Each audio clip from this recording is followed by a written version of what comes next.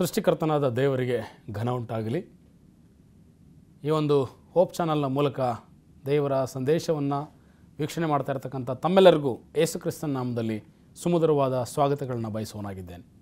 ಈ ಒಂದು ಸರಣಿಯಲ್ಲಿ ನಾವು ಮರಳಿ ಏದೇನಿಗೆ ಎನ್ನುವಂಥ ವಿಶೇಷ ಅಂಶವನ್ನು ನಾವು ಕಲಿಯುವಂಥವರಾಗಿದ್ದೇವೆ. ಅದರಲ್ಲಿ ವಿಶೇಷವಾಗಿ ಈ ದಿವಸದಲ್ಲಿ ಏದೇನಿನಲ್ಲಿ ದೇವರು ಮನುಷ್ಯರಿಗೆ ಕೊಟ್ಟಂಥ ಒಂದು ವರ, ಒಂದು ಆಶೀರ್ವಾದ, ಅದರ ಬಗ್ಗೆ ನಾವು ಕಲಿಯುವಾಗ ಅದು ಪರಿಶುದ್ಧವಾದ ಸಬ್ಬತ್ ಎಂಬುದಾಗಿ ನೋಡ್ತೇವೆ. ಈ ಪರಿಶುದ್ಧವಾದ ಸಬ್ಬತ್ತಿನ ಬಗ್ಗೆ ಸ್ವಲ್ಪ ಸಮಯ ನಾವು ಧ್ಯಾನ ಮಾಡುವಾಗೆ ನಮ್ಮ ತಲೆಗಳನ್ನು ಬಾಗಿಸಿ ಪ್ರಾರ್ಥನೆ ಮಾಡೋಣ. ನಮ್ಮನ್ನು ಬಹಳವಾಗಿ ಪ್ರೀತಿಸುವಂಥ ಪರಲೋಕದ ತಂದೆಯೇ, ಕರ್ತನೆ 6 ದಿವಸಗಳಲ್ಲಿ ಸಮಸ್ತವನ್ನು ಸೃಷ್ಟಿ ಮಾಡಿ 7ನೇ ದಿವಸದಲ್ಲಿ ವಿಶ್ರಮಿಸಿಕೊಂಡು ಅದನ್ನು ಪರಿಶುದ್ಧ ಮಾಡಿ ಆಶೀರ್ವದಿಸಿದಂಥ ತಂದೆಯೇ, ಈ ಸಮಯದಲ್ಲಿ ಆ ವಿಶೇಷವಾದ ಸಬ್ಬ ದಿವಸದ ಬಗ್ಗೆ ನಿನ್ನ ವಾಕ್ಯದ ಮೂಲಕವಾಗಿ ನಾವು ಕಲಿಯುವಾಗ ಹೆಚ್ಚಿನ ವಾಕ್ಯದ ಬೆಳಕನ್ನು ನಮಗೆ ಕೊಡು ಸ್ವಾಮಿ. ನಿನ್ನ ಆತ್ಮನ ನಡೆಸುವಿಕೆಯ ಮೂಲಕ ಆ ಸಬ್ಬ ದಿವಸದ ವಿಶೇಷತೆಯನ್ನು, ಪರಿಶುದ್ಧತೆಯನ್ನು ನಾವು ಅರ್ಥೈಸಿಕೊಂಡು ನಮ್ಮ ಜೀವಿತಕ್ಕೆ ಅಳವಡಿಸಿಕೊಳ್ಳುವಂತೆ ಕ್ರಿಸ್ತನ ಹೆಸರಿನಲ್ಲಿ ಬೇಡ್ಕೊಳ್ತೀನಿ ತಂದೆಯೇ, ಆಮೇನ್. ಈ ಒಂದು ಸಬ್ಬತ್ ದಿವಸದಲ್ಲಿ ನಾವು ನೋಡುವಂಥ ಸಮಯದಲ್ಲಿ ಈ ಸಬ್ಬತ್ ಎಂಬತಕ್ಕಂಥದ್ದು ಆದಿಕಾಂಡದಿಂದ, ಸೃಷ್ಟಿಯ ಆರಂಭದಿಂದ ಇದು ಪ್ರಾರಂಭವಾಗಿದೆ. ಸತ್ಯವೇದದಲ್ಲಿ ಆದಿಕಾಂಡ 2ನೇ ಅಧ್ಯಾಯ 1 ಮತ್ತು 2ನೇ ವಚನವನ್ನು ಓದುವಾಗೆ, ಹೀಗೆ ಭೂಮ್ಯಾಕಾಶಗಳು ಅವುಗಳಲ್ಲಿರುವ ಸಮಸ್ತವು ನಿರ್ಮಿತವಾದವು. ದೇವರು ತನ್ನ ಸೃಷ್ಟಿ ಕಾರ್ಯವನ್ನು ಮುಗಿಸಿಬಿಟ್ಟು 7ನೇ ದಿನದಲ್ಲಿ ವಿಶ್ರಮಿಸಿಕೊಂಡನು. ದೇವರು ತನ್ನ ಸೃಷ್ಟಿ ಕಾರ್ಯವನ್ನು ಮುಗಿಸಿ ಆ 7ನೆಯ ದಿನದಲ್ಲಿ ವಿಶ್ರಮಿಸಿಕೊಂಡದ್ದರಿಂದ ಆ ದಿನವನ್ನು ಪರಿಶುದ್ಧವಾಗಿರಲಿ ಎಂದು ಆಶೀರ್ವದಿಸಿದನು. ಇಲ್ಲಿ ಈ ಸಬ್ಬತ್ ದಿವಸದ ಒಂದು ವಿಶೇಷತೆಯನ್ನು ನಾವು ನೋಡ್ತಾ ಇದ್ದೇವೆ. ದೇವರು 6 ದಿವಸಗಳಲ್ಲಿ ಸಮಸ್ತವನ್ನು ಸೃಷ್ಟಿ ಮಾಡಿದರು. ಭೂಮ್ಯಾಕಾಶಗಳು, ಅದರಲ್ಲಿರ್ತಕ್ಕಂಥ ಎಲ್ಲವೂ ಸಹ 6 ದಿನಗಳಲ್ಲಿ ಸೃಷ್ಟಿ ಮಾಡುವಂಥದ್ದು ನೋಡ್ತೇವೆ. ಆ ಸೃಷ್ಟಿಯಾದ ನಂತರ 7ನೇ ದಿವಸದಲ್ಲಿ ದೇವರು ಒಂದು ವಿಶ್ರಾಂತಿಯನ್ನು ಪಡ್ಕೊಳ್ಳುವಂಥದ್ದು ನೋಡ್ತಾ ಇದ್ದೇವೆ. ಸೊ 7ನೇ ದಿವಸದಲ್ಲಿ ದೇವರು ವಿಶ್ರಾಂತಿಯನ್ನು ತೆಗೆದುಕೊಳ್ಳುವಂಥ ಸಮಯದಲ್ಲಿ ಈ 7ನೇ ದಿವಸವನ್ನು ಒಂದು ಆಶೀರ್ವಾದದಾಯಕವಾದಂಥ ದಿವಸವಾಗಿ, ಒಂದು ಪರಿಶುದ್ಧವಾದಂಥ ದಿವಸವಾಗಿ ದೇವರು ಇದನ್ನು ನೇಮಿಸಿದರು.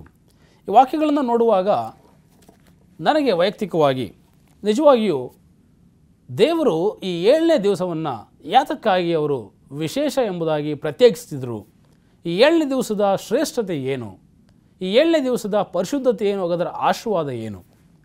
ಸಾಕಷ್ಟು ಬಾರಿ ನಾವು ಪ್ರಶ್ನೆ ಮಾಡ್ತೇವೆ. ದಿನಗಳು ಎಲ್ಲವೂ ಸಹ ಒಂದೇ ರೀತಿಯಲ್ಲಿರ್ತದೆ, ಎಲ್ಲವೂ ಸಮಾನವಾಗಿದೆ. ಆದರೆ 7ನೇ ದಿವಸಕ್ಕೆ ಯಾಕೆ ದೇವರು ಇಷ್ಟು ಹೆಚ್ಚಿನ ಒಂದು ಪ್ರಾಧಾನ್ಯತೆಯನ್ನು ಕೊಡ್ತಾ ಇದ್ದಾರೆ? ಈ 7ನೇ ದಿವಸದ ವಿಶೇಷತೆ ಏನು? ಹಾಗಾದರೆ ಸತ್ಯವೇದದ ಮೂಲಕವಾಗಿ ನಾವು ಅಧ್ಯಯನ ಮಾಡುವಂಥ ಸಮಯದಲ್ಲಿ ನಮ್ಮ ಸತ್ಯವೇದವನ್ನು ಎಜ್ಕೇಲ್ನ ಗ್ರಂಥ 20ನೇ ಅಧ್ಯಾಯ 20ನೇ ವಚನಕ್ಕೆ ನಾವು ತಿರುಗಿಸೋದಾದರೆ ವಾಕ್ಯ ಈ ರೀತಿಯಾಗಿ ಹೇಳುವಂಥದ್ದಾಗಿದೆ, ನಾನು ನೇಮಿಸಿದ ಸಬ್ಬತ್ ದಿವಸಗಳನ್ನು ನನ್ನ ದಿನಗಳೆಂದು ಆಚರಿಸಿರಿ. ನಾನು ನಿಮ್ಮ ದೇವರಾದ ಯೆಹೋವನು ಎಂದು ನೀವು ತಿಳುಕೊಳ್ಳುವಂತೆ ಅವು ನಿಮಗೂ ನನಗೂ ಗುರುತಾಗಿರುವವು. ಇವತ್ತು ನಮ್ಮನ್ನು ನಿರ್ಮಾಣ ಮಾಡಿದಂಥ ನಿರ್ಮಾಣಿಕನು, ನಮ್ಮ ಸೃಷ್ಟಿಕರ್ತನು ಅದು ಯೆಹೋವನೇ ಎಂಬುದಾಗಿ ನಾವು ತಿಳ್ಕೊಳ್ಳಬೇಕಾದ್ರೆ ಸಬ್ಬತ್ ದಿವಸವನ್ನು ಕೈಗೊಂಡು ನಡೀಬೇಕು. ಇವತ್ತು ಸಾಕಷ್ಟು ಬಾರಿ ಮನುಷ್ಯನ ಒಂದು ಉಗಮದ ಬಗ್ಗೆ, ಮನುಷ್ಯನ ಸೃಷ್ಟಿಯ ಬಗ್ಗೆ ಲೋಕದಲ್ಲಿ ಅನೇಕ ರೀತಿಯ ಸಿದ್ಧಾಂತಗಳನ್ನ ನಾವು ನೋಡ್ತೇವೆ. ವಿಕಾಸವಾದ ಎಂಬುದಾಗಿ ಹೇಳ್ತಾರೆ. ಮಂಗನಿಂದ ಮಾನವ ಒಂದು ಉಗಮವಾದಂಥದ್ದು, ಯಾವುದೋ ಒಂದು ಸೂಕ್ಷ್ಮ ಜೀವಿಯಿಂದ ಇವತ್ತು ಮನುಷ್ಯನ ಸಂತತಿಯವರೆಗೆ ಎಲ್ಲ ಜೀವಿಗಳು ಉಗಮವಾಗಿ ಬಂದಿರತಕ್ಕಂಥ ಅನೇಕ ರೀತಿಯ ತಪ್ಪಾದ ಸುಳ್ಳು ವಾದಗಳನ್ನು ಇವತ್ತು ವಿಜ್ಞಾನ ಅಥವಾ ಲೋಕ ಅನುಸರಿಸುವಂಥದ್ದು ನೋಡ್ತೇವೆ. ಆದರೆ ಕ್ರೈಸ್ತರಾದ ನಮಗೆ ಒಂದು ನಂಬಿಕೆ ಇದೆ. ನಾವು ಒಂದನ್ನು ಬಹಳವಾಗಿ ನಾವು ನಂಬುವಂಥವರಾಗಿದ್ದೇವೆ. ಆ ನಂಬಿಕೆ ಏನಂತಂದರೆ, ಸೃಷ್ಟಿಕರ್ತನಾದ ದೇವರೊಬ್ಬ ಇದ್ದಾನೆ, ಆತ ನಮ್ಮನ್ನು ಸೃಷ್ಟಿಸಿದ್ದಾನೆ, ಆತನು ಸಮಸ್ತವನ್ನು ಉಂಟು ಮಾಡಿದ ಆತನು, ಸಮಸ್ತ ಸೃಷ್ಟಿಯ ನಿರ್ಮಾಣಿಕನು. ಆ ಒಂದು ನಿರ್ಮಾಣಿಕನ ಕೈಯಲ್ಲಿ ಇವತ್ತು ನಾವು ರೂಪಿಸಲ್ಪಟ್ಟಿದ್ದೇವೆ. ಆತನೇ ನಮಗೆ ದೇವರು. ಈ ಸಮಸ್ತ ಬ್ರಹ್ಮಾಂಡಗಳನ್ನು ಸೃಷ್ಟಿಸಿದ ಆತನು, ಆಕಾಶಗಳನ್ನು, ಭೂಮಿಯನ್ನು, ಸಮುದ್ರವನ್ನು, ಜಲಚರಗಳನ್ನು, ಪ್ರಾಣಿ ಪಕ್ಷಿ ಗಿಡ ಮರಗಳನ್ನು ಎಲ್ಲವನ್ನು ಉಂಟು ಮಾಡಿದ ಆತನು, ಆ ಸೃಷ್ಟಿಕರ್ತನು ದೇವರೆಂಬುದಾಗಿ ನಾವು ನಂಬುವಂಥ ಸಮಯದಲ್ಲಿ, ಆತನೇ ದೇವರು ಎಂಬುದಾಗಿ ನಾವು ನಂಬುವಾಗ ಆ ದೇವರನ್ನು ನಮಗೆ ತೋರ್ಪಡಿಸಲಿಕ್ಕೆ, ಆ ದೇವರನ್ನು ನಮಗೆ ಪ್ರಚುರಪಡಿಸಲಿಕ್ಕೆ ಇರತಕ್ಕಂಥ ಏಕೈಕ ಗುರುತು ಅದು ಸಬ್ಬತ್. ನಾವು ಯಾವಾಗ ಸಬ್ಬತ್ತನ್ನು ನಾವು ಕೈಗೊಂಡು ನಡಿತೇವೆ, ಆತನ ದಿವಸವನ್ನು ನಾವು ಗೌರವಿಸ್ತೇವೆ, ನಾವು ದೇವರನ್ನು ಗೌರವಿಸಿದ ಹಾಗೆ. ನಿಜವಾಗಿಯೂ ದೇವರು ಇದ್ದಾನೆ, ಅಸ್ತಿತ್ವದಲ್ಲಿದ್ದಾನೆ, ಆತನೇ ನಮ್ಮನ್ನು ಸೃಷ್ಟಿಸಿದಾತನು, ಆತ ನಮ್ಮ ನಿರ್ಮಾಣಿಕನೆಂಬುದಾಗಿ ನಮಗೆ ತೋರ್ಪಡಿಸುವಂಥ ಗುರುತು ಅದು ಸಬ್ಬತ್ತು. ವಾಕ್ಯ ಭಾಳ ಸ್ಪಷ್ಟವಾಗಿ ನಮಗೆ ಹೇಳ್ತಾ ಇದೆ, ನಾನು ನಿಮ್ಮ ದೇವರಾದ ಯೆಹೋವನು ಎಂದು ನೀವು ತಿಳುಕೊಳ್ಳುವಂತೆ ಅವು ನಿಮಗೂ ನನಗೂ ಗುರುತಾಗಿರುವವು. ಸಬ್ಬತ್ ದಿವಸಗಳು ಇವತ್ತು ನಮಗೆ ಆ ದೇವರನ್ನು ನೆನಪಿಸುವಂಥ, ದೇವರನ್ನು ಗುರುತಿಸುವಂಥ ಒಂದು ಗುರುತಾಗಿದೆ. ಇವತ್ತು ನಾವು ಸಬ್ಬತ್ ದಿವಸವನ್ನು ಕೈಗೊಂಡು ನಡೀತಾ ಇಲ್ಲ ಅಂತ ಅಂದರೆ, ಸಬ್ಬತ್ ದಿವಸಕ್ಕೆ ನಾವು ಮಾನ್ಯತೆಯನ್ನು ಕೊಡ್ತಾ ಇಲ್ಲ, ಸಬ್ಬತ್ ದಿವಸವನ್ನು ನಾವು ಗೌರವಿಸ್ತಾ ಇಲ್ಲ ಅಂತ ಹೇಳುವಾಗ ನಮ್ಮ ಸೃಷ್ಟಿಕರ್ತನಾದ ದೇವರನ್ನು ನಾವು ಗೌರವಿಸ್ತಾ ಇಲ್ಲ. ನಮ್ಮ ಸೃಷ್ಟಿಕರ್ತನು ಯೆಹೋವನೇ, ಆತನಿಂದ ನಾವು ಸೃಷ್ಟಿಸಲ್ಪಟ್ಟಿದ್ದೇವೆ ಅಂತಕ್ಕಂಥ ವಿಚಾರವನ್ನು ನಾವು ಮರೆತು ಹೋಗ್ತಾ ಇದ್ದೇವೆ. ಆದರೆ ದೇವರು ಭಾಳ ಸ್ಪಷ್ಟವಾಗಿ ಹೇಳ್ತಾ ಇದ್ದಾನೆ, ನಿಮ್ಮನ್ನು ನಿರ್ಮಾಣಿಸಿದಂಥವನು, ನಿಮ್ಮ ನಿರ್ಮಾಣಕ್ಕೆ ಕಾರಣನಾದಂಥವನು ನಾನೇ ಎಂಬುದಾಗಿ ಸಬ್ಬತ್ತು ಗುರುತಾಗಿದೆ. ಇವತ್ತು ಈ ಸೃಷ್ಟಿಯನ್ನು ನೋಡುವಂಥ ಸಮಯದಲ್ಲಿ ಈ ಸಮಸ್ತ ಆ ವಿಶ್ವದ ಎಲ್ಲ ಸೃಷ್ಟಿಗಳನ್ನು ನಾವು ಗಮನಿಸುವಾಗ ದೇವರು ನಮ್ಮ ನೆನಪಿಗೆ ಬರುವಂಥವನಾಗಿದ್ದಾನೆ. ವೈಟಮ್ನವರು ಒಂದು ಕಡೆ ಹೇಳ್ತಾರೆ, ಈ ಸೃಷ್ಟಿಯು ನಮಗೆ ಒಂದು ಎರಡನೆಯ ಸತ್ಯವೇದ ಎಂಬುದಾಗಿ. ದೇವರು ಇವತ್ತು ನಮಗೆ ಮೊದಲನೇ ಸತ್ಯವೇದವನ್ನು ನಮ್ಮ ಕೈಗಳು ಕೊಟ್ಟಿದ್ದಾನೆ. ಈ ಸತ್ಯವೇದದಲ್ಲಿ ಅನೇಕ ರೀತಿಯ ಸತ್ಯಗಳಿದೆ. ದೇವರನ್ನ ಪ್ರಚುರಪಡಿಸುವಂಥ, ದೇವರನ್ನ ಗುರುತಿಸುವಂಥ ಕೆಲಸವನ್ನು ಈ ಸತ್ಯವೇದದಿಂದ ನಾವು ಮಾಡ್ಬೋದು. ಹಾಗೂ ಎರಡನೇದಾಗಿ ಈ ಸೃಷ್ಟಿಯನ್ನು ನಾವು ಗಮನಿಸುವಾಗ, ಸೃಷ್ಟಿಯ ವಸ್ತುಗಳನ್ನು, ಸೃಷ್ಟಿ ಜೀವಿಗಳನ್ನು ಗಮನಿಸುವಾಗ ನಿಜವಾಗಿಯೂ ದೇವರಿದ್ದಾನೆ, ಆತನು ಅಸ್ತಿತ್ವದಲ್ಲಿದ್ದಾನೆ, ಆತನೇ ನಮ್ಮ ನಿರ್ಮಾಣಿಕನು. ಯಾವುದೋ ಒಂದು ಶಕ್ತಿಯಿಂದ ನಾವು ಸೃಷ್ಟಿಸಲ್ಪಟ್ಟಿಲ್ಲ, ಯಾವುದೋ ಒಂದು ವಿಕಾಸದಿಂದ ನಾವು ಸೃಷ್ಟಿಸಲ್ಪಟ್ಟಿಲ್ಲ, ಯಾವುದೋ ಒಂದು ಪ್ರಾಣಿಯಿಂದ ನಾವು ಇವತ್ತು ಮನುಷ್ಯರಾಗಿ ಬದಲಾವಣೆಯಾಗಿಲ್ಲ. ಬದಲಾಗಿ ದೇವರು ತನ್ನ ಸ್ವರೂಪಕ್ಕೆ ತಕ್ಕ ಹಾಗೆ, ತನ್ನ ಹೋಲಿಕೆಗೆ ತಕ್ಕ ಹಾಗೆ ನಮ್ಮನ್ನು ಸೃಷ್ಟಿಸಿದ್ದಾನೆ, ನಮ್ಮನ್ನು ಉಂಟು ಮಾಡಿದ್ದಾನೆ ಎಂಬುದಾಗಿ ನಾವು ಯಾವಾಗಲೂ ನೆನಪಲ್ಲಿಟ್ಕೊಳ್ಬೇಕು. ಈ ಒಂದು ನೆನಪು ನಮಗೆ ಸಬ್ಬತ್ ದಿವಸವನ್ನು ಆಚರಿಸುವಾಗ ಆ ಒಂದು ನೆನಪು ನಮಗೆ ಬರುವಂಥದ್ದಾಗಿದೆ. ನಾವು ಆ ಸಬ್ಬತ್ ದಿನವನ್ನು ಜ್ಞಾಪಕ ಮಾಡಿಕೊಳ್ಳಬೇಕು, ಮರಿಬಾರ್ದೆಂಬುದಾಗಿ ದೇವರು ನಮಗೆ ಖಡಾಖಂಡಿತವಾಗಿ ತಿಳಿಸುವಂಥವನಾಗಿದ್ದಾನೆ. ಪ್ರಿಯರು, ಇವತ್ತು ನಾವು ಸತ್ಯದಲ್ಲಿ ನೋಡುವ ಸಮಯದಲ್ಲಿ ಇಂಥ ಒಂದು ಸಬ್ಬತ್ತನ್ನು ದೇವರು ಭಾಳ ವಿಶೇಷವಾಗಿ ಪರಿಶುದ್ಧವಾಗಿ ಮಾಡಿದ್ದಾನೆ. ಈ ಸಬ್ಬತ್ ದಿವಸವು ಇದು ಸಾಮಾನ್ಯ ದಿವಸವಲ್ಲ. ಎಲ್ಲ ದಿವಸಗಳನ್ನು ದೇವರು ಸೃಷ್ಟಿ ಮಾಡುವಾಗ 6 ದಿವಸಗಳ ವಿಚಾರದಲ್ಲಿ ದೇವರು ಒಳ್ಳೆಯದು ಎಂಬುದಾಗಿ ನೋಡಿದ್ನು. ಆ ಎಲ್ಲ ದಿವಸಗಳು ಒಳ್ಳೆಯದಾಗಿತ್ತು. ಆ ಎಲ್ಲ ದಿವಸಗಳ ಸೃಷ್ಟಿ ದೇವರಿಗೆ ಸಂತೋಷವನ್ನು ಕೊಡುವಂಥ ರೀತಿಯಲ್ಲಿತ್ತು. ಆದರೆ 7ನೇ ದಿವಸಕ್ಕೆ ಬರುವಾಗ ಈ ದಿವಸ ಒಳ್ಳೆಯದಾಗಿರ್ತಕ್ಕಂಥದ್ದು ಮಾತ್ರವಲ್ಲದೆ ಅದು ವಿಶೇಷವಾಗಿತ್ತು, ಅದು ಪರಿಶುದ್ಧವಾಗಿ ಮಾಡಲ್ಪಡುತ್ತೆ ಎಂಬುದಾಗಿ ನೋಡ್ತೇವೆ. ಇವತ್ತು ಈ ಪರಿಶುದ್ಧತೆಯ ಕುರಿತು ನಾವು ವಿಚಾರ ಮಾಡುವಂಥ ಸಮಯದಲ್ಲಿ ನಮ್ಮ ಸತ್ಯವೇದದಲ್ಲಿ ಯೆಶಾಯನ ಗ್ರಂಥ 58ನೇ ಅಧ್ಯಾಯ 13ನೇ ವಚನಕ್ಕೆ ನಾವು ನೋಡುವಾಗ, ನೀವು ಸಬ್ಬತ್ ದಿನವನ್ನು ಅಗಮ್ಯವಾದುದೆಂದು ತಿಳಿದು ಆ ನನ್ನ ಪರಿಶುದ್ಧ ದಿವಸದಲ್ಲಿ ನಿಮ್ಮ ನಿತ್ಯದ ಕೆಲಸವನ್ನು ಮಾಡದೆ, ಸ್ವೇಚ್ಛೆಯಾಗಿ ನಡೆಯದೆ, ಸ್ವಕಾರ್ಯದಲ್ಲಿ ನಿರತರಾಗದೆ, ಹರಟದೆ ಯೆಹೋವನ ಸಬ್ಬತ್ತೆಂಬ ಪರಿಶುದ್ಧ ದಿನವು ಉಲ್ಲಾಸವು ಮಾನ್ಯವೂ ಆದುದೆಂದು ಘನಪಡಿಸಿದರೆ ಆಗ ನೀವು ಯೆಹೋವನಲ್ಲಿ ಉಲ್ಲಾಸ ಪಡುವಿರಿ. ದೇವರು ಈ ಸಬ್ಬತ್ ದಿವಸದಲ್ಲಿ ಭಾಳ ವಿಶೇಷವಾದಂಥ ಆಶೀರ್ವಾದವನ್ನು, ಪರಿಶುದ್ಧತೆಯನ್ನು ಮನುಷ್ಯರ ಜೀವನಕ್ಕೆ ಇಟ್ಟಿದ್ದಾರೆ. ವಾಕ್ಯ ನಮಗೆ ತಿಳಿಸುವಂಥದ್ದಾಗಿದೆ, ಈ ಸಬ್ಬತ್ ದಿವಸವನ್ನು ನೀವು ಪರಿಶುದ್ಧ ದಿವಸ ಎಂಬುದಾಗಿ ತಿಳ್ಕೊಂಡು ಯಾವುದೇ ಕೆಲಸವನ್ನು ಮಾಡದೆ, ಸ್ವೇಚ್ಛೆಯಾಗಿ ನಡೆಯದೆ, ಸ್ವಕಾರ್ಯದಲ್ಲಿ ನಿರತರಾಗದೆ. ಇವತ್ತು ಸಬ್ಬತ್ ದಿವಸಗಳಲ್ಲಿ ಬರುವಂಥ ಸಮಯದಲ್ಲಿ ಸಾಕಷ್ಟು ಬಾರಿ ಈ ಒಂದು ಪರಿಶುದ್ಧತೆಯನ್ನು ಕಾಪಾಡಿಕೊಳ್ಳೋದ್ರಲ್ಲಿ ನಾವು ವಿಫಲರಾಗ್ತೇವೆ. ನಮ್ಮ ಸ್ವೇಚ್ಛೆಯಾಗಿ ನಾವು ನಡ್ಕೊಳ್ತೇವೆ, ನಮ್ಮ ಸ್ವಕಾರ್ಯಗಳೇ ನಮಗೆ ಹೆಚ್ಚು ಅಂತ ಅನ್ನಿಸ್ತದೆ. ಆದರೆ ದೇವರು ಭಾಳ ಸ್ಪಷ್ಟವಾಗಿ ಹೇಳ್ತಾ ಇದ್ದಾರೆ, ಈ ಸಬ್ಬತ್ ದಿವಸವನ್ನು ಅಗಮ್ಯವಾದದೆಂಬುದಾಗಿ ತಿಳ್ಕೊಳ್ರಿ. ಇದು ಭಾಳ ವಿಶೇಷವಾದಂಥ ದಿನ, ನನ್ನ ನೆನಪನ್ನು ನಿಮಗೆ ಪ್ರಚುರಪಡಿಸುವಂಥ ದಿವಸ, ನಾನೇ ಸೃಷ್ಟಿಕರ್ತನೆಂಬುದನ್ನು ನಿಮಗೆ ತಿಳಿಸುವಂಥ ದಿವಸ. ಈ ದಿವಸ ಅದು ಪರಿಶುದ್ಧವಾಗಿದೆ, ಆ ಶುದ್ಧತ್ವದಿಂದ ಕೂಡಿದೆ. ಈ ಒಂದು ದಿವಸವನ್ನು ನೀವು ಆಚರಿಸುವಾಗ ನೀವು ಸ್ವೇಚ್ಛೆಯಾಗಿ ನಡಿಬೇಡ್ರಿ. ನೀವು ಲೌಕಿಕ ಜೀವಿತಗಳನ್ನು ತೊರೆದು ನಿಮ್ಮ ಸ್ವಕಾರ್ಯಗಳನ್ನು ಬಿಟ್ಟು ಕಾಲವನ್ನು ಹರಟೆ ಮಾಡದೆ, ವಾಕ್ಯ ನಮಗೆ ಭಾಳ ಸ್ಪಷ್ಟವಾಗಿ ಹೇಳ್ತದೆ, ಹರಟದೆ ಯೆಹೋವನ ಸಬ್ಬತ್ತೆಂಬ ಪರಿಶುದ್ಧ ದಿನವು ಉಲ್ಲಾಸವೂ ಮಾನ್ಯವೂ. ಆತನ ದಿವಸ ಭಾಳ ಉಲ್ಲಾಸಕರವಾದಂಥ ದಿವಸ. ಇವತ್ತು ನಾವು ಈ ಒಂದು ನಮ್ಮ ಜೀವಿತದಲ್ಲಿ ಉಲ್ಲಾಸ ಅಥವಾ ಸಂತೋಷವನ್ನು ಸಾಕಷ್ಟು ಬೇರೆ ಬೇರೆ ಚಟುವಟಿಕೆಗಳಿಂದ ನಾವು ಕಂಡುಕೊಳ್ಳಿಕ್ಕೆ ಪ್ರಯತ್ನ ಮಾಡ್ತೇವೆ. ಅನೇಕ ರೀತಿಯ ಲೌಕಿಕ ಜೀವಿತದಲ್ಲಿ ನಾವು ಸಂತೋಷವನ್ನು ಅಥವಾ ಉಲ್ಲಾಸವನ್ನು ನಾವು ಹೊಂದಲಿಕ್ಕೆ ನಾವು ಪ್ರಯತ್ನಿಸ್ತಾ ಇದ್ದೇವೆ. ಆದರೆ ದೇವರು ಇವತ್ತು ಆ ಶ್ರೇಷ್ಠ ಉಲ್ಲಾಸವನ್ನು, ಆ ಸಂತೋಷವನ್ನು ನಾವು ಪಡ್ಕೊಳ್ಳೋದಕ್ಕೆ ಸಬ್ಬತ್ತಿಗೆ ದೇವರು ನಮ್ಮನ್ನು ಆಹ್ವಾನ ಮಾಡ್ತಾ ಇದ್ದಾರೆ. ನಾವು ಯಾವಾಗ ಸಬ್ಬತ್ತಿಗೆ ಒಳಗಾಗ್ತೀವಿ, ದೇವರ ಪರಿಶುದ್ಧ ದಿವಸವನ್ನು ಪರಿಶುದ್ಧವಾಗಿ ನಾವು ಕಾಪಾಡಿಕೊಳ್ತೇವೆ, ನಮ್ಮ ಜೀವಿತಕ್ಕೆ ಸಿಗಬೇಕಾದಂಥ ಎಲ್ಲ ಸಂತೋಷ ಉಲ್ಲಾಸ ಆ ದಿವಸದಿಂದ ದೇವರು ನಮಗೆ ಕೊಡಲಿಕ್ಕೆ ಶಕ್ತನಾಗಿದ್ದಾರೆ. ಆದರೆ ನಾವು ಲೌಕಿಕವಾಗಿ ಅದನ್ನು ಹುಡುಕೊಳ್ಳಕ್ಕೆ ಹೋಗ್ತಾ ಇದ್ದೀರಿ. ದೇವರು ಭಾಳ ಸ್ಪಷ್ಟವಾಗಿ ಹೇಳ್ತಾ ಇದ್ದಾನೆ, ಆ ದಿನವು ಉಲ್ಲಾಸವು ಮಾನ್ಯವಾದದೆಂದು ಘನಪಡಿಸಿದರೆ ಆಗ ನೀವು ಯೆಹೋವನಲ್ಲಿ ಉಲ್ಲಾಸ ಪಡುವಿರಿ. ಇವತ್ತು ನಮ್ಮ ಜೀವನಕ್ಕೆ ಉಲ್ಲಾಸ ಬೇಕಂತ ಅಂದರೆ, ಸಂತೋಷ ಬೇಕಂದರೆ, ನೆಮ್ಮದಿ ಬೇಕಂದರೆ, ಶಾಂತಿ ಸಮಾಧಾನಗಳಿಂದ ನಾವು ಜೀವಿಸಬೇಕಂತಂದರೆ ದೇವರ ದಿವಸವನ್ನು ಆರಾಧಿಸಿರಿ. ಯಾವಾಗ ನಾವು ದೇವರ ದಿವಸವನ್ನು ಗೌರವಿಸ್ತೇವೆ, ದೇವರ ದಿವಸವನ್ನು ಮಾನ್ಯ ಅಗಮ್ಯ ಎಂಬುದಾಗಿ ಎಣಿಸ್ತೇವೆ, ಖಂಡಿತವಾಗಿ ನಮ್ಮ ಜೀವಿತಕ್ಕೆ ಎಲ್ಲ ಆಶೀರ್ವಾದಗಳು ಕೊಡಲ್ಪಡುತ್ತದೆ. ಯಾಕಂದರೆ ಆ ದಿವಸವನ್ನು ದೇವರು ಆಶೀರ್ವಾದ ಮಾಡಿದ್ದಾನೆ. ದೇವರು ಆಶೀರ್ವಾದ ಮಾಡಿದಂಥ ದಿನವನ್ನು ನಾವು ಕೈಗೊಂಡು ನಡೆಯುವಾಗ ಆ ಎಲ್ಲ ಆಶೀರ್ವಾದಗಳು ನಮ್ಮ ಜೀವಿತಕ್ಕೂ ಸಹ ಬರುವಂಥದ್ದಾಗಿದೆ. ವಿಶೇಷವಾಗಿ ಈ ವಾಕ್ಯದಲ್ಲಿ ದೇವರು ನಮಗೆ ಎಚ್ಚರಿಕೆಯನ್ನು ಕೊಡ್ತಾ ಇದ್ದಾರೆ. ಈ ದಿವಸವನ್ನು ನಾವು ಪರಿಶುದ್ಧವಾಗಿ ನಾವು ಕಾಪಾಡಿಕೊಳ್ಬೇಕಾಗಿದೆ. ಯಾವುದೇ ಸ್ವೇಚ್ಛಾನುಸಾರ ಅಥವಾ ಯಾವುದೇ ಲೌಕಿಕವಾದಂಥ ಆಚಾರ ವಿಚಾರಗಳನ್ನ ನೀವು ಬಿಟ್ಟು ದೇವರಿಗೋಸ್ಕರ ನಿಂತ್ಕೊಳ್ರಿ. ಇಸ್ರೇಲರ ಒಂದು ಜೀವಿತವನ್ನು ನೋಡುವಂಥ ಸಮಯದಲ್ಲಿ ಈ ಸಬ್ಬತ್ ದಿವಸವನ್ನು ದೇವರು ಇಸ್ರೇಲರಿಗೆ ಕೊಡುವಾಗ ಅನೇಕ ರೀತಿಯ ಎಚ್ಚರಿಕೆಯನ್ನು ದೇವರು ಕೊಟ್ಟಿದ್ದರು. ನೀವು ಸಬ್ಬತ್ ದಿವಸದಲ್ಲಿ ನನಗೆ ಅನುಗುಣವಾಗಿ ನಡಿಬೇಕು, ಆ ದಿವಸದಲ್ಲಿ ವಿಶ್ರಾಂತಿಯನ್ನು ಮಾಡಬೇಕು, ಯಾವುದೇ ಕೆಲಸ ಕಾರ್ಯಗಳನ್ನು ಮಾಡಬಾರ್ದು, ನಿಮ್ಮ ಸ್ವಕಾರ್ಯಗಳಲ್ಲಿ ನೀವು ಸೇರಿಕೊಳ್ಬಾರ್ದು, ನೀವು ದೇವರಿಗೋಸ್ಕರ ಈ ದಿವಸವನ್ನು ಮೀಸಲಾಗಿ ಇಡಬೇಕು. ಆದರೆ ಸಾಕಷ್ಟು ಬಾರಿ ಇಸ್ರೇಲರು ಈ ದೇವರ ಮಾತಿಗೆ ಅವಿಧೇಯರಾಗಿ ನಡೀತಾ ಇದ್ದರು. ದೇವರು ಹೇಳಿದಂಥ ಈ ವಿಚಾರವನ್ನು ಅವರು ಭಾಳ ಹಗುರವಾಗಿ ಅವರು ಎಣಿಸ್ತಾ ಇದ್ರು. ಆದರೆ ದೇವರು ಭಾಳ ಗಂಭೀರವಾಗಿ ಎಚ್ಚರಿಕೆಯನ್ನು ಕೊಡ್ತಾ ಇದ್ದಾನೆ. ವಾಕ್ಯದ ನೋಡ್ತೇವೆ ಯೆಹೆಜ್ಕೇಲನ ಗ್ರಂಥ 20ನೇ ಅಧ್ಯಾಯ 16ನೇ ವಚನದಲ್ಲಿ, ಏಕೆಂದರೆ ಅವರ ಹೃದಯವು ತಮ್ಮ ವಿಗ್ರಹಗಳಲ್ಲಿ ಆಸಕ್ತವಾಗಿ ಅವರು ನನ್ನ ಆಜ್ಞಾವಿಧಿಗಳನ್ನು ಅನುಸರಿಸದೆ ನಿರಾಕರಿಸಿ ನಾನು ನೇಮಿಸಿದ ಸಬ್ಬತ್ ದಿವಸವನ್ನು ಹೊಲೆ ಮಾಡಿದರು. ಪ್ರವಾದಿಯಾದ ಯೆಹೆಜ್ಕೇಲನ ಮೂಲಕವಾಗಿ ದೇವರು ಇಸ್ರೇಲರ ಒಂದು ಸ್ಥಿತಿಗತಿಗಳನ್ನು ನಮಗೆ ತಿಳಿಸ್ತಾ ಇದ್ದಾರೆ.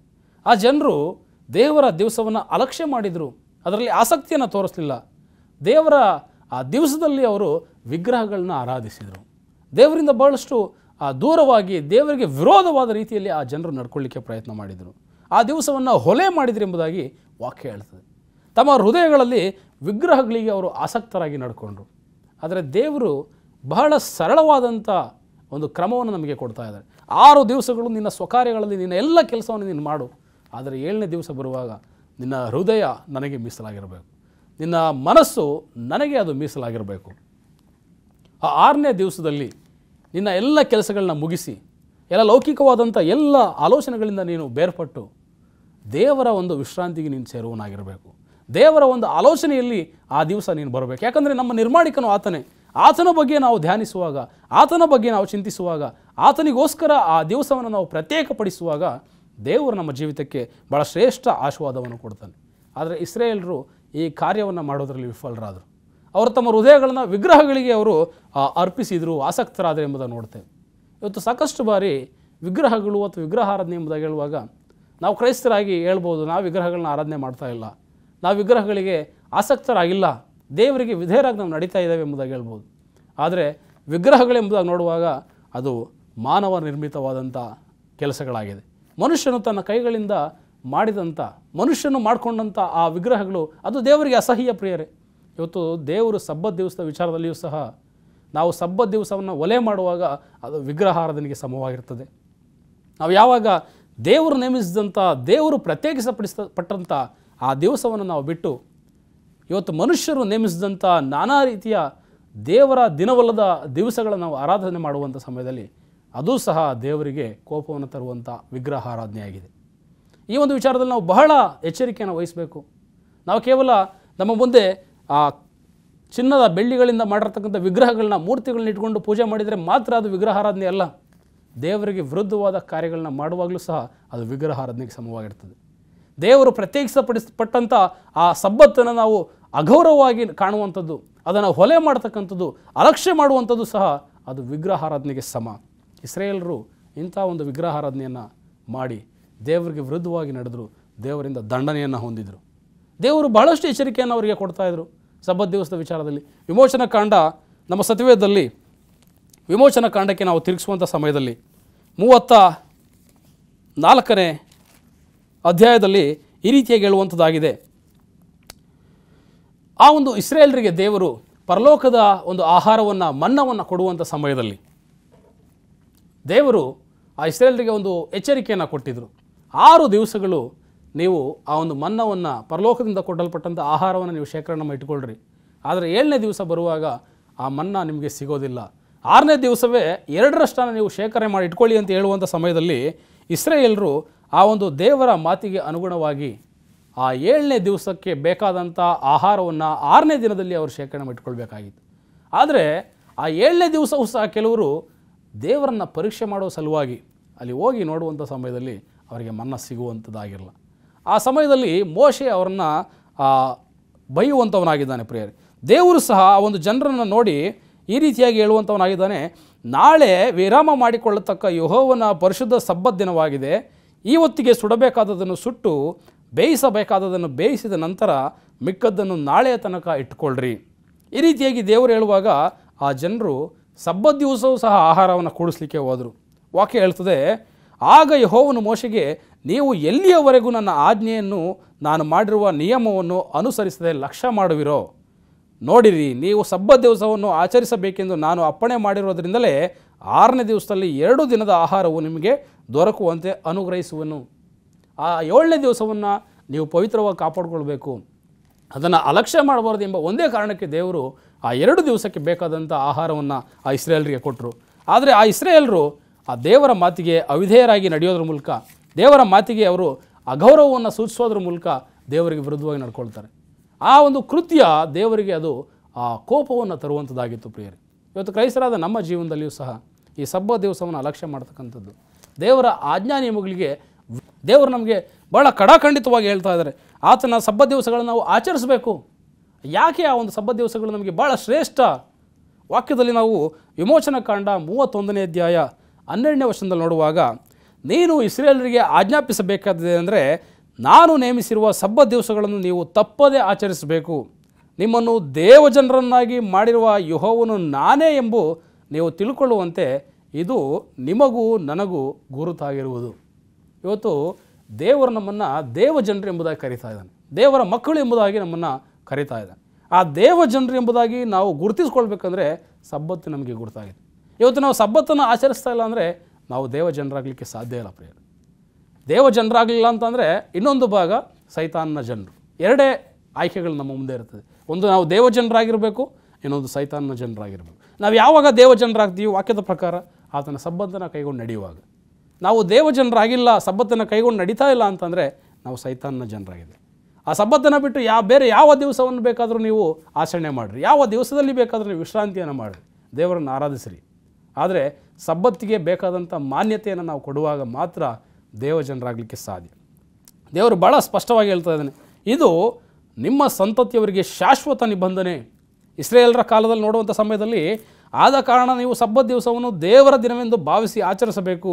ಅದನ್ನು ಅಪರಿಶುದ್ಧವೆಂದು ಎಣಿಸಿ ನಡೆದವನಿಗೆ ಮರಣ ಶಿಕ್ಷೆ ಆಗಬೇಕು. ಯಾರಾದರೂ ಆ ಸಬ್ಬತ್ ದಿವಸವನ್ನು ಅಪರಿಶುದ್ಧವಾಗಿ ಅದನ್ನು ಆಚರಿಸಿದ್ದೇ ಆದರೆ ಅಂಥವರು ಮರಣ ಶಿಕ್ಷೆಗೆ ಪಾತ್ರರಾಗ್ತಾಯಿದ್ರು. ಇವತ್ತು ನಮಗೂ ಸಹ ಅಂತ್ಯದಲ್ಲಿ, ಈ ಜೀವಿತದ ಅಂತ್ಯದಲ್ಲಿ, ಈ ಲೋಕದ ಅಂತ್ಯದಲ್ಲಿ ದೇವರು 2 ಆಯ್ಕೆಗಳನ್ನು ಇಟ್ಟಿದ್ದಾರೆ. ಒಂದು ಜೀವನ, ಇನ್ನೊಂದು ಮರಣ. ಯಾವುದನ್ನು ನಾವು ಆಯ್ಕೆ ಮಾಡ್ಕೊಳ್ತಾ ಇದ್ದೇವೆ? ನಾವು ದೇವರ ದಿವಸವನ್ನು ಕೈಗೊಂಡು ನಡೆಯುವಾಗ ನಾವು ಜೀವದ ಕಡೆಗೆ, ಒಂದು ವೇಳೆ ದೇವರ ದಿವಸವನ್ನು ನಾವು ಗೌರವಿಸದೇ ಇದ್ದರೆ, ದೇವರ ದಿವಸವನ್ನು ಅಲಕ್ಷ್ಯ ಮಾಡೋದಾದರೆ ನಾವು ಸಹ ಮರಣ ಶಿಕ್ಷೆಗೆ ತುತ್ತಾಗ್ತೇವೆ. ಆ ನಿರಂತರ ಮರಣದಲ್ಲಿ ನಾವು ಬೀಳುವಂಥವರಾಗಿದ್ದೇವೆ. ದೇವರು ಭಾಳ ಸ್ಪಷ್ಟವಾಗಿ ನಮಗೆ ಎಚ್ಚರಿಕೆಯನ್ನು ಕೊಡ್ತಾ ಇದ್ದಾನೆ. 17ನೇ ವಚನದಲ್ಲಿ ನೋಡ್ತೇವೆ, ನನಗೂ ಇಸ್ರಾಯೇಲರಿಗೂ ನಡುವೆ ಇದು ಸದಾಕಾಲವೂ ಗುರುತು. 6 ದಿನಗಳಲ್ಲಿ ಯೆಹೋವನು ಭೂಮ್ಯಾಕಾಶಗಳನ್ನು ಉಂಟು ಮಾಡಿ 7ನೇ ದಿನದಲ್ಲಿ ಕೆಲಸವನ್ನು ಮಾಡದೆ ವಿಶ್ರಮಿಸಿಕೊಂಡನಲ್ಲವೇ. ಇವತ್ತು ದೇವರು ನಮಗೆ ಒಂದು ಶಾಶ್ವತವಾದ ಗುರುತನ್ನಾಗಿ ಸಬ್ಬತ್ತನ್ನು ಕೊಡ್ತಾ ಇದ್ದಾನೆ. ಈ ಸಬ್ಬತ್ತು ಆದಿಯಿಂದ ಅದು ಪ್ರಾರಂಭವಾಯಿತು, ಸೃಷ್ಟಿಯಲ್ಲಿ ಅದು ಪ್ರಾರಂಭವಾಯಿತು, ಹಾಗೂ ನೂತನ ಸೃಷ್ಟಿಯಲ್ಲಿಯೂ ಸಹ ಅದು ಇರುವಂಥದ್ದಾಗಿದೆ. ಯೆಶಾಯನ ಗ್ರಂಥ 6ನೇ ಅಧ್ಯಾಯದಲ್ಲಿ ನಾವು 66ನೇ ಅಧ್ಯಾಯದಲ್ಲಿ ನೋಡುವಂಥ ಸಮಯದಲ್ಲಿ ಆ ನೂತನ ಭೂಮಿ ಆಕಾಶದಲ್ಲಿಯೂ ಸಹ ಆ ಸಬ್ಬತ್ತು ಇರುವಂಥದ್ದಾಗಿದೆ. ಆ ನೂತನ ಭೂಮಿ ಆಕಾಶದಲ್ಲಿಯೂ ಸಹ ಪ್ರತಿ ಸಬ್ಬತ್ತಿನಲ್ಲಿಯೂ ಈ ಜನಾಂಗವು ನನ್ನ ಮುಂದೆ ಎರಗುವುದಕ್ಕೆ ಬರ್ತದೆ ಎಂಬುದಾಗಿ ವಾಕ್ಯ ನಮಗೆ ತಿಳಿಸ್ತದೆ. ಆ ಕಾರಣದಿಂದ ಈ ಸಬ್ಬತ್ತನ್ನು ನಾವು ಅಪರಿಶುದ್ಧವಾಗಿ ಅಥವಾ ಹೊಲೆಯಾಗಿ ಅಥವಾ ನಿರ್ಲಕ್ಷ್ಯವಾಗಿ ನಾವು ಕಳೆದಿದ್ದೇ ಆದರೆ, ನಾವು ಲೌಕಿಕವಾದ ರೀತಿಯಲ್ಲಿ ನಾವು ಆಚರಿಸೋದಾದರೆ ದೇವರಿಂದ ಶಿಕ್ಷೆಗೆ ನಮಗೆ ಖಂಡಿತವಾಗಿದೆ ಪ್ರಿಯರೇ. ನಾವು ಈ ಒಂದು ಸಬ್ಬತ್ತನ್ನು ಗೌರವಿಸಬೇಕಾಗಿದೆ. ಈ ಒಂದು ಸಬ್ಬತ್ತನ್ನು ಮಾನ್ಯವು ಎಂಬುದಾಗಿ ನಾವು ಎಣಿಸಲಿಕ್ಕೆ ಸಾಧ್ಯ. ಈ ಸಬ್ಬತ್ತನ್ನು ದೇವರು ಬಹಳ ವಿಶೇಷವಾಗಿ ಪರಿಶುದ್ಧವಾಗಿ ನಮ್ಮ ಮುಂದೆ ಒಂದು ಆಶೀರ್ವಾದದಾಯಕವಾದ ದಿನವಾಗಿ ಕೊಟ್ಟಿದ್ದಾನೆ. ಈಗ ದೇವರು ಪರಿಶುದ್ಧನು, ಆತನ ದಿನ ಪರಿಶುದ್ಧ, ಹಾಗೂ ಆತನನ್ನು ಹಿಂಬಾಲಿಸುವಂಥ ಜನರಾಗಿರೋ ನಾವು ಸಹ ಪರಿಶುದ್ಧರಾಗಿರಬೇಕೆಂಬುದಾಗಿ ದೇವರು ಬಯಸ್ತಾನೆ. ನಾವು ಯಾವಾಗ ಆತನ ಆ ದಿವಸವನ್ನು ಅನುಸರಿಸ್ತೇವೆ, ದೇವರನ್ನು ಅನುಸರಿಸ್ತೇವೆ, ನಾವು ಸಹ ಪರಿಶುದ್ಧರಾಗಲಿಕ್ಕೆ ಸಾಧ್ಯ. ನಾವು ದೇವರನ್ನು ಅನುಸರಿಸದೆ ಆತನ ದಿವಸವನ್ನು ಕೈಗೊಂಡು ನಡೆಯದೆ ಪರಿಶುದ್ಧತ್ವವನ್ನು ಹೊಂದ್ಕೊಳ್ಳಿಕ್ಕೆ ಸಾಧ್ಯವೇ ಇಲ್ಲ. ದೇವರು ಆ ಕಾರಣದಿಂದ ಪರಿಶುದ್ಧತೆಗೆ ನಮ್ಮನ್ನು ಕರೆಯುವಂಥವನಾಗಿದ್ದಾನೆ. ವಾಕ್ಯ ನಮಗೆ ಭಾಳ ಸ್ಪಷ್ಟವಾಗಿ ಹೇಳ್ತದೆ. ಮತ್ತಾಯನ ಸುವಾರ್ತೆ 5ನೇ ಅಧ್ಯಾಯ 8ನೇ ವಚನ, ಪರಿಶುದ್ಧರು ಧನ್ಯರು, ಅವರು ದೇವರನ್ನು ನೋಡುವರು. ನಾವು ಶುದ್ಧತೆ ಇಲ್ಲದೆ, ಪರಿಶುದ್ಧತೆ ಇಲ್ಲದೆ ದೇವರನ್ನು ನೋಡಲಿಕ್ಕೆ ಸಾಧ್ಯ ಇಲ್ಲ ಪ್ರಿಯರೇ. ಆ ಒಂದು ಪರಿಶುದ್ಧತೆಯನ್ನು ನಾವು ಎಲ್ಲಿ ಪಡ್ಕೊಳ್ಬೋದು ಅಂದರೆ ದೇವರ ಸಂಗಡ ನಡೆಯೋದ್ರಿಂದ, ದೇವರ ವಾಕ್ಯಗಳಿಗೆ ವಿಧೇಯರಾಗೋದ್ರಿಂದ, ದೇವರ ದಿವಸವನ್ನು ನಾವು ಗೌರವಿಸೋದ್ರಿಂದ, ದೇವರ ದಿವಸದಲ್ಲಿ ನಾವು ಆತನನ್ನು ಆರಾಧನೆ ಮಾಡೋದರಿಂದ, ದೇವರು ಹೇಳುವ ರೀತಿಯಲ್ಲಿ ನಾವು ಆತನ ಆಜ್ಞೆಗಳಿಗೆ ಅನುಸಾರವಾಗಿ ಜೀವಿಸುವಂಥ ಸಮಯದಲ್ಲಿ ಆ ಪರಿಶುದ್ಧತೆಯನ್ನು ನಾವು ಹೊಂದಿಕೊಳ್ಳಲಿಕ್ಕೆ ಸಾಧ್ಯ. ಇವತ್ತು ಪರಿಶುದ್ಧತೆ ಇಲ್ಲದೆ ದೇವರನ್ನ ನೋಡಲಿಕ್ಕೆ ಸಾಧ್ಯವೇ ಇಲ್ಲ. ಮೋಶೆ ಒಂದು ಸಾರಿ ದೇವರನ್ನ ನೋಡಬೇಕೆಂಬುದಾಗಿ ಆತನು ಬಯಸುವಂಥ ಸಮಯದಲ್ಲಿ, ದೇವರೇ ನಾನು ನಿನ್ನನ್ನು ನೋಡಬೇಕು, ನಿನ್ನ ಮುಖವನ್ನು ನಾನು ನೋಡಬೇಕೆಂಬುದಾಗಿ ಕೇಳುವಾಗ, ನಿನ್ನ ಪ್ರಸನ್ನತೆಯನ್ನು, ನಿನ್ನ ಮಹಿಮೆಯನ್ನು ನನಗೆ ತೋರಿಸಿ ಎಂಬುದಾಗಿ ಕೇಳುವಾಗ ದೇವರು ಆತನಿಗೆ ಒಂದು ಮಾತನ್ನು ಹೇಳುವಂಥವರಾಗಿದ್ದಾರೆ. ವಿಮೋಚನ ಕಾಂಡ 33ನೇ ಅಧ್ಯಾಯ 20ನೇ ವಚನ, ಆದರೆ ಆತನು ಅವನಿಗೆ, ನೀನು ನನ್ನ ಮುಖವನ್ನು ನೋಡುವುದಕ್ಕಾಗದು, ಮನುಷ್ಯರಲ್ಲಿ ಯಾವನೂ ನನ್ನನ್ನು ನೋಡಿ ಜೀವಿಸಲಾರದು ಎಂದು ಹೇಳಿದನು. ಆ ಒಂದು ಸೃಷ್ಟಿಯಲ್ಲಿ ಆದಿಯಲ್ಲಿ ದೇವರು ಮುಖಾಮುಖಿಯಾಗಿ ಆದಮ ಅವರ ಸಂಗಡ ಅವರು ಮಾತಾಡ್ತಾಯಿದ್ರು. ಅದು ಯಾವಾಗ ಎಂಬುದಾಗಿ ನೋಡಿದರೆ ಪಾಪಕ್ಕೆ ಮುಂಚೆ, ಅವರು ಪಾಪಕ್ಕೆ ಒಳಗಾಗೋದಕ್ಕಿಂತ ಮುಂಚಿತವಾಗಿ ದೇವರ ಮಹಿಮೆಯ ಬೆಳಕು ಅವರನ್ನು ಆವರಿಸಿದ್ದಾಗ, ಪಾಪರಹಿತ ಜೀವನ ಅವರದಾಗಿದ್ದಂಥ ಸಮಯದಲ್ಲಿ ಅವರು ದೇವರನ್ನು ನೋಡ್ತಾಯಿದ್ರು. ಆದರೆ ಒಂದು ಸಾರಿ ಪಾಪ ಆ ಮನುಷ್ಯರ ಮೇಲೆ ಪ್ರವೇಶವಾದಾಗ, ಮನುಕುಲದ ಮೇಲೆ ಆ ಪಾಪವು ಆವರಿಸಲ್ಪಟ್ಟಂಥ ಸಮಯದಲ್ಲಿ ಅವರು ದೇವರನ್ನು ನೋಡುವಂಥ ಭಾಗ್ಯವನ್ನು ಕಳ್ಕೊಂಡ್ರು. ಮೋಶೆ ಸಹ ಕೇಳ್ತಾ ಇದ್ದಾನೆ, ನಾನು ನಿನ್ನನ್ನು ನೋಡಬೇಕೆಂಬುದಾಗಿ ಹೇಳುವಾಗ ಈ ಮನುಷ್ಯರಲ್ಲಿ ಯಾರೂ ಸಹ ನನ್ನ ಮುಖವನ್ನು ನೋಡಿ ಬದುಕಲಿಕ್ಕೆ ಸಾಧ್ಯ ಇಲ್ಲ. ಇವತ್ತು ಈ ಒಂದು ದೇವರ ಮುಖವನ್ನು ನಾವು ತಿರುಗಿ ಮತ್ತೊಂದು ಸಾರಿ ನೋಡಲಿಕ್ಕೆ ಹೋಗ್ತೇವೆ. ವಾಕ್ಯ ಹೇಳೋ ಪ್ರಕಾರ ಪರಿಶುದ್ಧನು ಧನ್ಯನು, ಅವನು ದೇವರನ್ನು ನೋಡುವನು. ನಾವು ಪರಿಶುದ್ಧರಾಗಿ ಜೀವಿಸುವಂಥ ಸಮಯದಲ್ಲಿ, ಪರಿಶುದ್ಧತೆಯನ್ನು ಹೊಂದಿಕೊಳ್ಳುವಂಥ ಸಮಯದಲ್ಲಿ ನಾವು ತಿರುಗಿ ದೇವರನ್ನು ನೋಡಲಿಕ್ಕೆ ಹೋಗ್ತೇವೆ. ಮೋಶೆ ದೇವರನ್ನು ನೋಡಲಿಕ್ಕೆ ಸಾಧ್ಯವಾಗಲಿಲ್ಲ, ಆದರೆ ನಮಗೆ ದೇವರು ತಿರುಗಿ ಆ ಒಂದು ಭಾಗ್ಯವನ್ನು ಕೊಡ್ತಾ ಇದ್ದಾರೆ. ಆ ಒಂದು ಭಾಗ್ಯ ಯಾವಾಗ ಬರ್ತದೆ, ಆ ಒಂದು ದೇವರನ್ನು ನೋಡುವಂಥ ಅವಕಾಶವನ್ನು ನಾವು ಯಾವಾಗ ಹೊಂದುತ್ತೇವೆ ಅಂದರೆ ಪರಿಶುದ್ಧತೆಯನ್ನು ನಾವು ಹೊಂದಾಗ. ಈ ಪರಿಶುದ್ಧತೆ ನಮಗೆ ಬೇಕಂತ ಅಂದರೆ ದೇವರನ್ನು ನಾವು ಅನುಸರಿಸಬೇಕು. ದೇವರು ಹೇಳಿರ್ತಕ್ಕಂಥ ಆ ದಿವಸವನ್ನು ನಾವು ಅನುಸರಿಸಿ ನಡೆಯುವಾಗ, ಇವತ್ತು ದೇವರು ಆ ದಿನವನ್ನು ಪರಿಶುದ್ಧ ಮಾಡಿ ಆಶೀರ್ವದಿಸಿದ್ದಾನೆ. ಅದೇ ರೀತಿಯಲ್ಲಿ ಆ ದಿವಸವನ್ನು ಕೈಗೊಂಡು ನಡೆಯುವಾಗ ನಮಗೂ ಸಹ ಆ ಒಂದು ಪರಿಶುದ್ಧತೆ ಬರುವಂಥದ್ದಾಗಿದೆ. ಆ ಒಂದು ಆಶೀರ್ವಾದ ನಮ್ಮ ಜೀವಿತಕ್ಕೂ ಸಹ ದೇವರು ಕೊಡುವಂಥವನಾಗಿದ್ದಾನೆ ಎಂಬುದಾಗಿ ಹೇಳ್ತಾ, ಈ ಒಂದು ಆ ಸಬ್ಬತ್ತನ್ನು ಕೈಗೊಂಡು ನಡೆಯುವಂಥ ಪ್ರತಿಯೊಬ್ಬರನ್ನು ಸಹ ದೇವರು ಆಶೀರ್ವದಿಸಲಿ ಎಂಬುದಾಗಿ ಹೇಳ್ತಾ ಒಂದು ವಾಕ್ಯವನ್ನು ಮುಗಿಸ್ತೇನೆ. ದೇವರು ನಿಮ್ಮನ್ನು ಆಶೀರ್ವದಿಸಲಿ. ಪ್ರಾರ್ಥನೆ ಮಾಡೋಣ. ಪ್ರೀತಿ ಸ್ವರೂಪನ ಅಂತ ಪರಲೋಕದ ತಂದೆ, ಆ ಒಂದು 7ನೇ ದಿವಸದಲ್ಲಿ ಭೂಮಿ ಆಕಾಶಗಳನ್ನು ಉಂಟು ಮಾಡಿ ಕರ್ತನೆ ವಿಶ್ರಮಿಸಿಕೊಂಡು ಆ ದಿವಸವನ್ನು ಪರಿಶುದ್ಧ ಮಾಡಿ ಆಶೀರ್ವದಿಸಿದ ರೀತಿಯಲ್ಲಿ ಇಂದು ನಾವು ಅಲ್ಪಮಾನವರು ನಮ್ಮ ಸಂತತಿಗೆ ಶಾಶ್ವತವಾದ ಒಂದು ಆಜ್ಞೆಯನ್ನಾಗಿದ್ದನ್ನು ಕೊಟ್ಟಿದ್ದೀವಿ ಸ್ವಾಮಿ. ಈ ದಿವಸವನ್ನು ನಾವು ಅಲಕ್ಷ್ಯ ಮಾಡದೆ, ನಿರ್ಲಕ್ಷ್ಯ ಮಾಡದೆ, ನಿನಗೆ ಕೋಪವೆಬ್ಬಿಸದೆ ಸ್ವಾಮಿ, ಆ ಒಂದು ದಿವಸವನ್ನು ನಾವು ಕೈಗೊಂಡು ನಡೆದು ಪರಿಶುದ್ಧರಾಗಿ ನಿತ್ಯತ್ವಕ್ಕೆ ನಾವು ಸೇರುವಂತೆ ಹಾಗೂ ನಿನ್ನ ಮುಖವನ್ನು ನೋಡುವಂಥ ಆ ಒಂದು ಮಹಾಭಾಗ್ಯಕ್ಕೆ ನಾವು ಸೇರುವಂತೆ ನಮ್ಮನ್ನು ಕರುಣಿಸೆಂಬುದಾಗಿ ಯೇಸು ಕ್ರಿಸ್ತನ ಒಂದೇ ನಾಮದಲ್ಲಿ ಬೇಡ್ಕೊಳ್ತೇನೆ ತಂದೆ. ಆಮೇನ್.